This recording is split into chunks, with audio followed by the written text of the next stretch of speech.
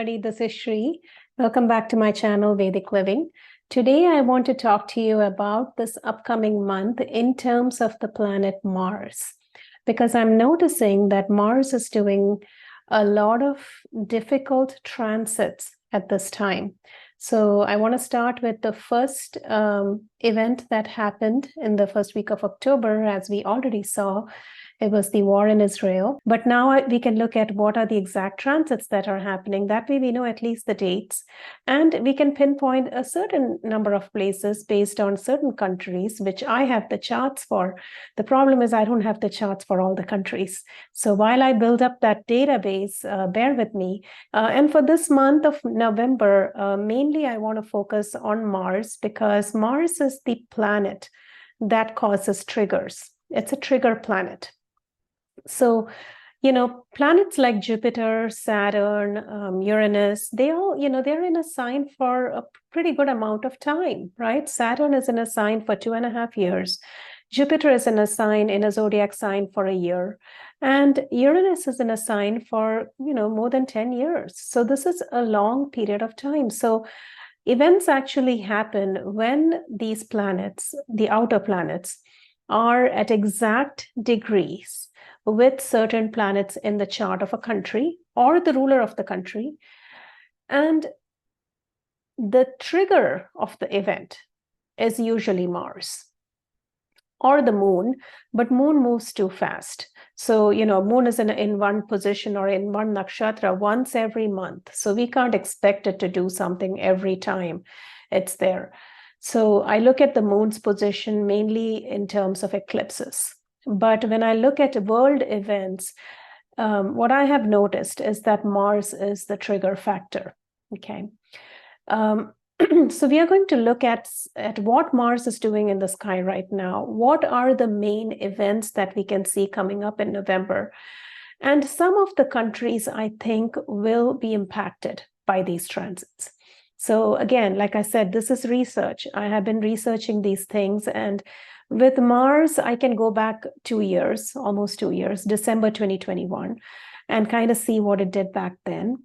And I can keep going back 2 years because Mars is very quick. But when we look at these transits, we are not looking at just Mars. We are looking at Mars in conjunction with or throwing an aspect to another planet. And that makes it a little more specific. So I'm going to show you what I'm doing here. Now, before we go further, I want to let you know that if you don't know where your chart, if you don't know where the planets are in your chart, you can always go to my website, www.vedicliving.com, and use the free chart calculator. It should tell you where planets are in your chart. And then the other thing I wanted to tell you also is, while you're there, sign up for my free newsletter, because I do send out very detailed predictions every month. And especially this month of November, I'll be sending out almost 3 newsletters, because one will be the monthly predictions for November. The second one will be about the Mars transits that we are going to talk about. And the third one will be about another very important event happening in the sky in the month of November. And that's the transit of Rahu and Ketu into Pisces and Virgo axis. That's a big event on November 28th.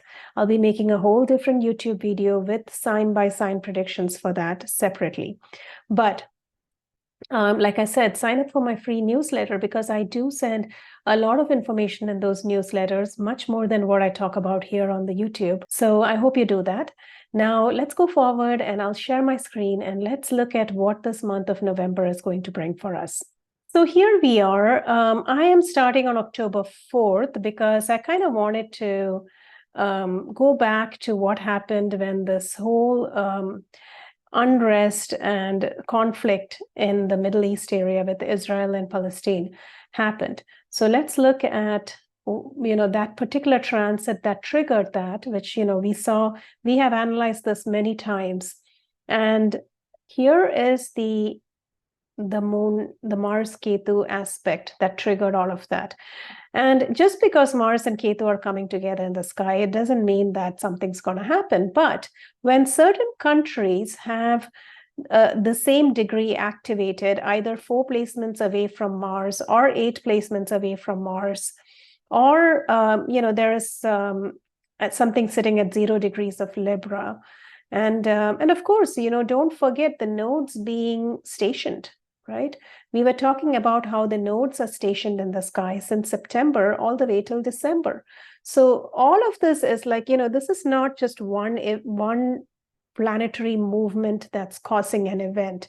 You have to remember it is a melting pot of multiple things happening at the same time.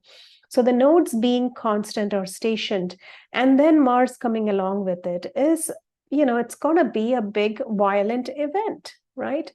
And especially when it's affecting the planets of a certain country's chart, then it's even more for that country. So that's how we pinpoint where it is happening. So as we saw there, we predicted for Mars and Ketu last month when we did the October predictions. I talked about how there can be violence and war. Mars is war. It's the planet that rules all kinds of conflicts. And sure enough, when this transit happened, the first week of October, we saw this event come to pass. Now, what we are going to look at is what is coming up. So let me go forward to the month of November. And before we go to November, I want to just really quickly look at October 28th, because that's going to be the eclipse. So remember, the eclipse is when the nodes are with the luminary. So sun and moon together with the nodes, that is an eclipse. So we have this eclipse happening as well. So remember, the eclipse sets the trend for the next 6 months. Always very important to look at the previous eclipse whenever you look at events for the upcoming 6 months. So the eclipse is happening in the Libra-Aries axis this time. Now, if I go forward, let's go to November 1st. So here we have Mars sitting midpoint of Libra. And remember, I'm doing this entire video just for the movement of Mars, okay? So Mars, the main thing with Mars is it rules impulsive events, right? People become very impulsive. Now, even if you're not thinking about world events, in your personal life, based on what Mars is activating in your chart, you can sometimes have a high temper. You can, become angry sometimes, frustrated, like, you're like, why am I behaving this way? I'm not usually this angry, but here I am losing my control. The reason for that is Mars most of the time, especially when it comes to your moon in your chart. So if Mars is like throwing an aspect to your moon, it can happen. If it's on your ascendant, it can happen. Or if you already have an afflicted Mars in your chart, then transiting Mars can trigger it. And all of this is compounded if you're in Mars's Mahadasha. So you have to remember, Mars is very quick moving. So when I do readings for my clients, I always tell them, around this time, when Mars is, say, for example, if Mars is on your moon or on your sun, that's probably a day to not have major conversations with your boss or with your husband or with your friends or, with your spouse, because the Mars energy is kind of very active at that time. So you can become frustrated and angry very quickly and lose your temper. Now, of course, this is the base meaning of the chart. I am a big proponent of how we overcome these energies, right? There's one way of living, which is at the base meaning of your chart. But when we know astrology and when we kind of, understand these energies around us, there are ways to overcome this, right? And that's why people, they meditate, they do transcendental meditation, they do chanting of mantras, or they, exercise. Remember, Mars is physical activity, it's movement. So if you feel like the Mars energy inside you, the emotional Martian energy is building up, you can always drain it by working out. You go take a run, or you go to the gym, or you exercise, because Mars can kind of, really calm down. The energy can calm down if you do those kind of activities. And this is why when I see afflicted Mars in children's charts, when you have boys, young boys or girls even, and they have difficult Mars, like Mars retrograde, debilitated in the 12th house or something, I always tell the parents, put the child in physical activity, in some kind of exercise, or even some kind of sports, because Mars loves that physical activity and it drains that energy so that the rest of their planets can start expressing themselves. Otherwise, Mars is taking over everything. So when I'm talking about all this, I'm talking about psychology. And that is another big area that I love to explore, because I believe the chart works through our psyche. So everything in the chart is there, but I want you to remember it's not set in stone. When I say these things can be overcome. One, by the knowledge that this is there in your chart, and two, by consciously making an effort to overcome that energy and bring out the positive of that energy. Debilitated retrograde Mars in the 12th house, yes, it can cause problems with anger and temper. But the positive side of that is that these people make the best sportsmen for some reason, because they have all this energy, pent-up energy that they can, give out in some kind of game or sports, and they are great military commanders. They do really well in military. So, there are ways to overcome the negativities of the chart and find out the positive and come out on the other side. So that's what I kind of want to remind you. Now, looking at, what's happening in the sky, you can see that the Sun and Mars are starting to come very close together, right? So you can see the 1st of November itself, they are starting to come very close. And Mars is fury, action, energy, impulse, and Sun is heat, right? So when Mars and Sun come together, that's like a blow up right there, right? And it's a very big trigger point. But this is not a rare thing. Sun and Mars come together very often, right? Because Sun takes 12 months to go around the zodiac. Mars takes around 2 years or so, 2 to 3 years, depending on its retrograde cycles. So they do come together very often. But what is really interesting is that around November 15th, so let me clear this. Let's go to November 15th. And remember, I'm tracing Mars in this video, so we're not looking at anybody else. We're looking at Mars, okay? So November 15th, where is that? Sorry. Notice what's going on here. Sun and Mars come together at 29 degrees of Libra. This is important. This is important for a couple of different factors. One, this 29-degree mark is the end of a sign, beginning of the next sign. So it's kind of that, they call it that sandhi, or the transition into the next zodiac sign.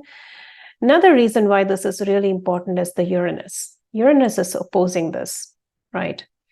And Uranus is sudden, unexpected events. It can cause issues. It can cause earthquakes, earth changes, floods, all kinds of unexpected things. And it's aspecting the Sun and the Mars. Now, don't get me wrong. Uranus is also, it rules technology, it rules innovation, it rules space exploration. There's a lot of good stuff here too, okay? But when I see it aspecting two malefics, Sun and Mars, and they are at 29 degrees, this is, a point of like an issue here, because especially if you look at country charts, which I looked at a few country charts, the ones that I have. And when I look at the Sun-Mars combination happening, it is exactly aspecting Israel's sun in their 12th house, which is the ruler of Israel. It's the leader of Israel. So this means that, the country Israel and its ruler are going through a lot of turmoil at the time, right? Because these are two malefics, Sun and Mars, and Israel's sun is around 0 degrees here. So, if this were to come to the next house, like just another degree, it would aspect Israel's sun. So this is definitely an issue here. It means that the country is going through a lot of turmoil, which it is. And the sun specifically in a country's chart is the ruler. So that's an issue right there. So I saw this affecting Israel's chart. Another country that I saw affected, which I have here written down, is Ukraine. Because in Ukraine's chart, the moon is here in Capricorn. And that is also getting affected by this aspect, because Mars 4th aspect, will be on that moon. And in Ukraine's chart, moon rules the seventh house of opponents. I saw another aspect that's happening later on in the month of November, where Russia's chart is also getting affected. So I'm going to talk about that too. But this one, November 15th, is affecting these two charts that I saw. And I'll continue looking. If I see any other charts, it's very time consuming to look at each country's chart. So if I see any others, I'll let you know. But November 15th, Sun, Mars coming together, Uranus aspecting it, it's violence, it's conflicts, it's issues, people not understanding what each other mean, not getting well along with each other. And Uranus has sudden unexpected events, weather-related phenomenon, earth-related phenomenon, and war and conflict. Okay, so November 15th is one date that I saw these things happening. Now, after this, if we continue to move Mars forward, the next point that I wanted to look at was the 23rd and 24th of November. So if you look at right here, what's happening, let me clear the drawings here. Okay, so that we're not confused. What's happening around this time is around the 23rd and 24th, actually even the 25th, these two planets, Mars, 6 degrees of Scorpio, and Saturn, 6 degrees of Aquarius. They are squaring each other. Remember, Mars aspects in Vedic astrology is 4 and 8.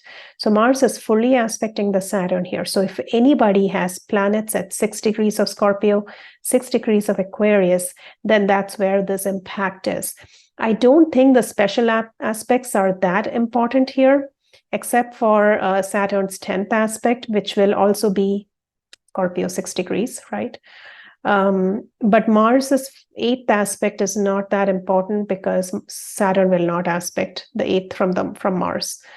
And Saturn's 3rd aspect is also not that important because it's not going to aspect, Mars is not going to aspect that, except for its 6-8 aspect, but we'll talk about that later. But at the same time, I want to remind you, Aquarius 6 degrees, Scorpio 6 degrees, very important time points, which are getting, those are sensitive points. And from the charts of countries that I looked at with Saturn and Mars on this day, on these few days over here in the last week of November, I saw Argentina getting triggered. And Argentina's was in the finance house, right? With economy, money, and finances. So I saw there were some triggers there.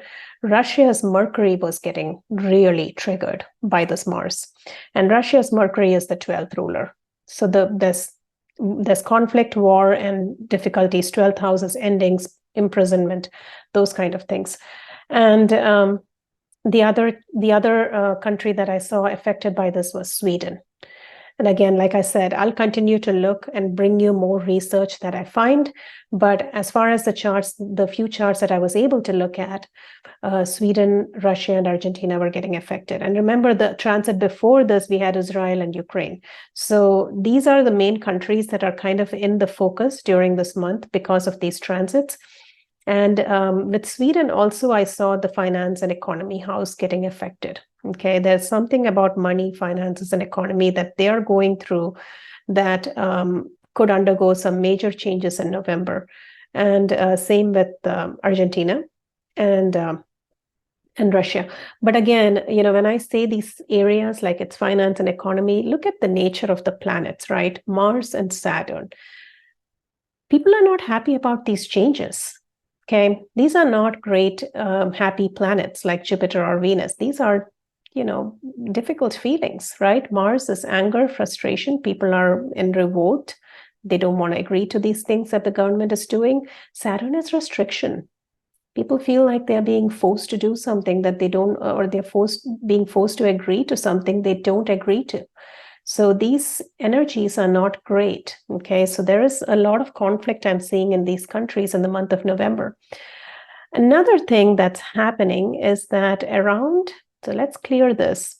So once this is done, you go forward. Mars in Scorpio, it's very volatile.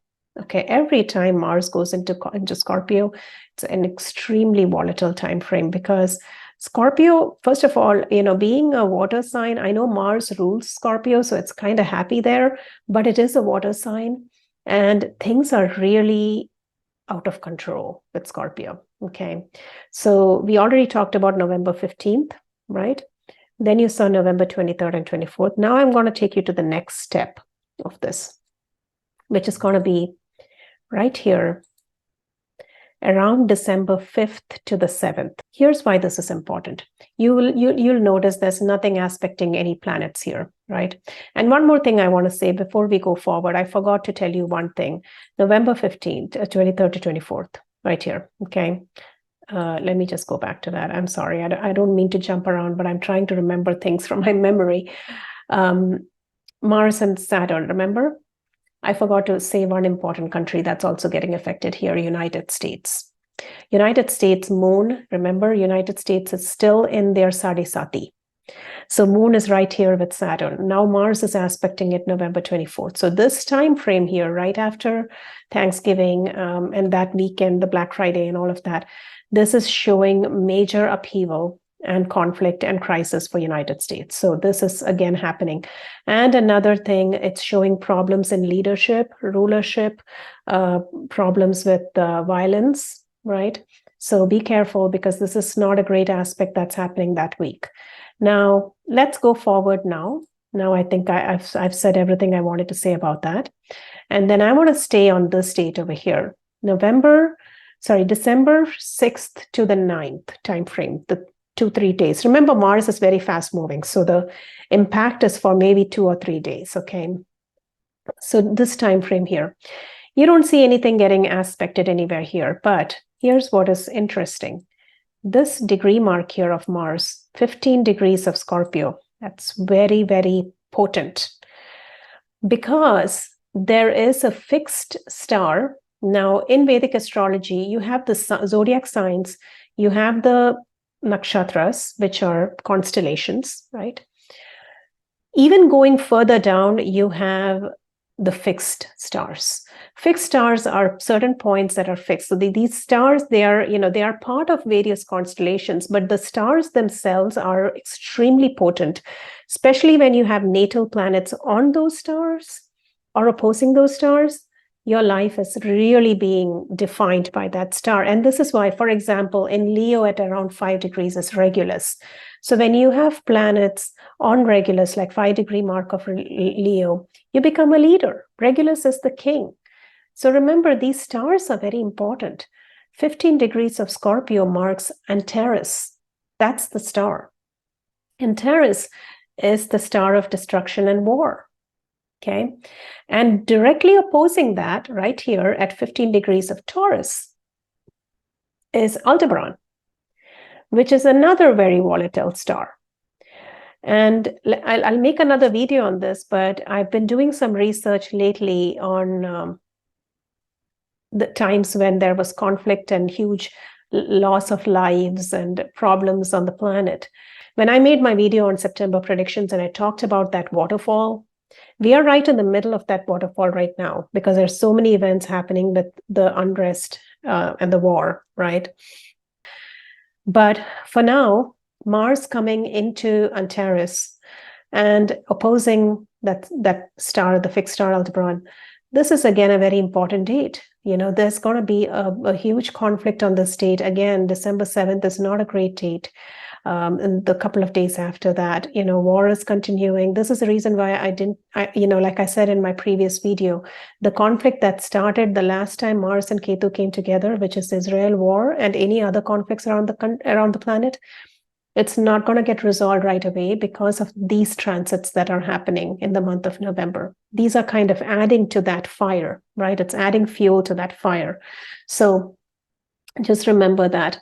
Now, and looking at the nakshatras in the sign of Scorpio, this is also very important because Mars, when it comes into Scorpio for the first time on November 16th, it is actually going into the nakshatra Vishaka. Vishaka is ruled by Jupiter. And, the whole idea of Vishaka Nakshatra is the undefeated one. So remember, that's about taking up arms and fighting for what you believe in.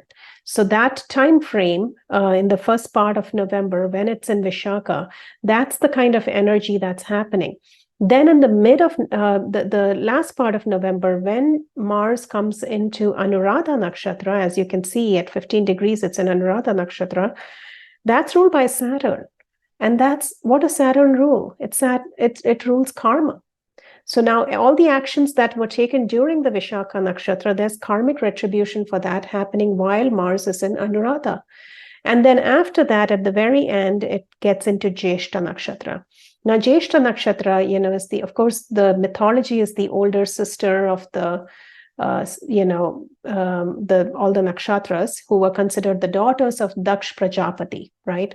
So Mars going into Jyeshta, it is very determined, it's very strong, it's about getting things done. And this is, again, remember, while it is in Jyeshta, it is in the last few degrees of a water sign. Scorpio is a water sign, and that's Gandanta. So things are out of control again with that, right? So this is why Mars in Scorpio is not a great transit. It always brings problems and difficulties. So until Mars goes into Sagittarius, which is going to be around December 27th, we are going to see more unrest and violence and riots in the month of November. And I've kind of given you some of the countries where I think this will be affected when it's November 23rd to 25th, when it's at this mark over here, when it is aspecting the Saturn.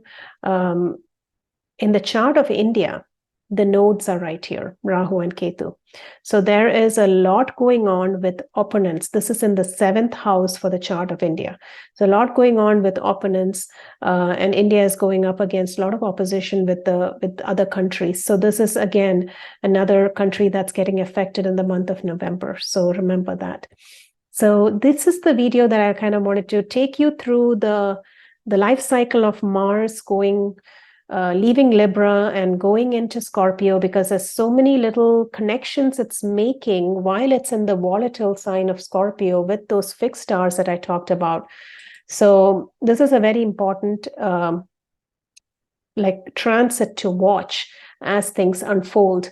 And like I said, I'm going to continue to look at more charts of countries and do my research, and I'll bring you whatever I find. The ones that I was able to look at, I've kind of told you what's going on with those countries. But again, Mars in Scorpio happens almost every 2 years. The problem that's happening is that it is coming in conjunction with other planets, and Uranus is aspecting it, right? Mars, Sun together, Uranus aspecting it, big deal. Then Mars comes into Scorpio, it starts aspecting Saturn, another point of contention. Then Mars goes into Antares. So we have to kind of look at all of these events as progression. Right? It's not just one event and then it just dissolves and you don't remember it. This is a progression of events that are happening, starting with that Mars-Ketu conjunction that happened in the first week of October. So we have to kind of look at everything that's happening together.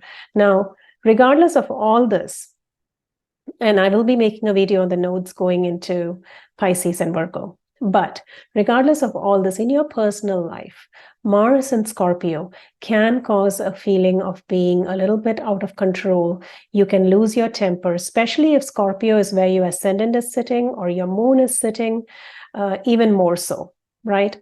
But the transit always gets over. So sit tight and it's going to go away, it's going to pass.